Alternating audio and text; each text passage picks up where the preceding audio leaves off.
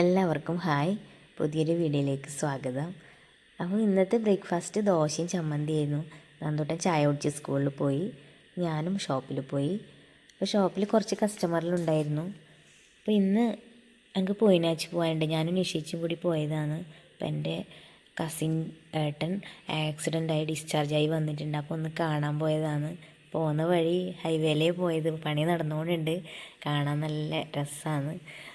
വിശാലമായ റോട്ടിലെ ഓട്ടാനും നല്ല സുഖം. എയിലെല്ലാം ഓട്ടണം, അത്രയും രസമുണ്ട്.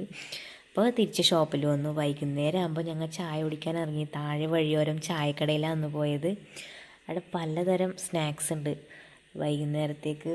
അപ്പോൾ നന്ദൂട്ടൻ നടന്ന് സാൻഡ്വിച്ച് വാങ്ങി കഴിച്ചു.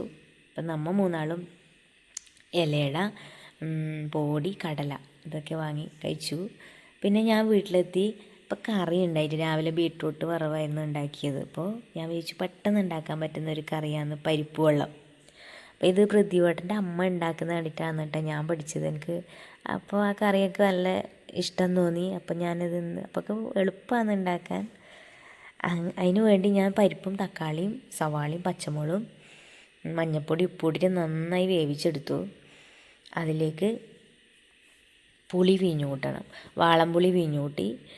പിന്നെ ഇതിന് മെയിനായിട്ട് വേണ്ടത് വെളുത്തുള്ളിയാണ്. വെളുത്തുള്ളി നല്ല വറുത്തിടണം, അപ്പം നല്ലൊരു മണം.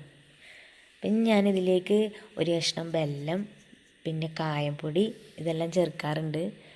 പിന്നെ പരിപ്പ് വെള്ളം ആക്കുന്നത് പല തരത്തിലും എല്ലാവരും അങ്ങനെ വെറൈറ്റിയിലായിരിക്കും ഉണ്ടാക്കൽ. ഞാൻ ഇതുപോലെയാണ് ഉണ്ടാക്കൽ. അപ്പോൾ ഞാനിതിന് വറുത്തിടാൻ വേണ്ടി ഞാൻ എണ്ണ വെച്ചു. എണ്ണ ഒഴിച്ച് കടുക് പൊട്ടിച്ച് വെളുത്തുള്ളി നല്ല ബ്രൗൺ കളർ വരുന്നവരെ ഞാൻ വറക്കും. പിന്നെ വറ്റൽമുളകും കറിവേപ്പില ഇടും. പിന്നെ ഇതിലേക്ക് മല്ലിയില ഉണ്ടെങ്കിൽ ഇടാം, ഇല്ലെങ്കിൽ ഇടണ്ട. ഉണ്ടെങ്കിൽ നല്ലൊരു മണം വരും കറി. അപ്പോൾ ഇതും കൂട്ടി ചോറുണ്ണാൻ നല്ലതാണ്. ഇതിൻ്റെ സൈഡ് ഒരു പപ്പടമോ ഒരു മീൻ പൊരിച്ചതോ ഉണക്കെണ്ണയിലിട്ടതോ എന്തെങ്കിലും മതി. അപ്പോൾ ഇത് ചൂട് ചോറിൽ ഇത് ചൂടോടെ കഴിക്കാനാണ് കേട്ടോ നല്ലത്.